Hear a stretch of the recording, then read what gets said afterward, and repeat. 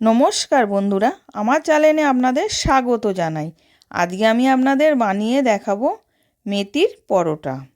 প্রথমে আমি এক আঁটি মেথির শাক নিয়েছি, তার মধ্যে শাকগুলোকে আমি বেছে সরু সরু করে কুচিয়ে নিয়েছি, নিয়ে ধুয়ে রেখে দিয়েছি। এবার 2 বাটি আটা নিলাম আর হাফ বাটি বেসন নিলাম। তার মধ্যে আমি কিছু মশলা দেব। জোয়ান দিলাম 1 চামচ, গোটা জিরে 1 চামচ, ধনে গুঁড়ো, হলুদ গুঁড়ো, রসুন পেস্ট, লঙ্কা পেস্ট আর স্বাদ মতো নুন আর 2 চামচ ঘি দিয়ে দিচ্ছি। দিয়ে ভালো করে মিশিয়ে নেব।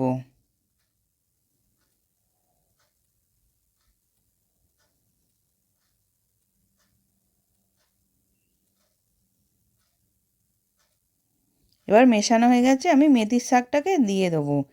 দিয়ে ভালো করে মিশিয়ে নেব ওটাকেও। প্রথমে জল দেব না, কেন শাকটা দিয়ে জল বেরোয়। এবার আমি জল দিয়ে দিলাম। ডোটা একটু শক্ত করে মাখবো।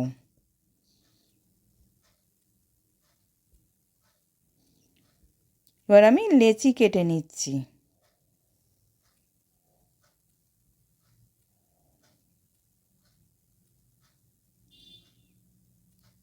এবার লেচিগুলো গোল গোল করে রেখেছিলাম। এবার আমি একটু ময়দা নিলাম, নিয়ে আমি পরোটাটা বেলে নিচ্ছি। আমি গোল আকারে বেলছি, আপনারা তিকোনাতেও বেলতে পারেন।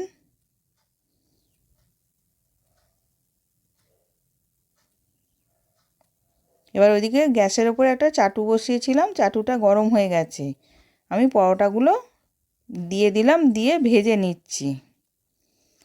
প্রথমে শুকনো খোলায় ভেজে নিলাম, তার ওপর দিয়ে এবার ঘি দিয়ে ভেজে নেব।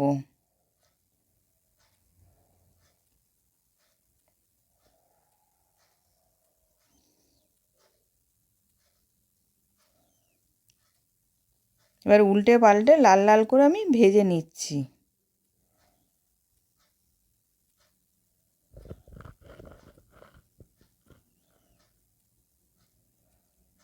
এবার সব পরোটাগুলো রেডি হয়ে গেছে।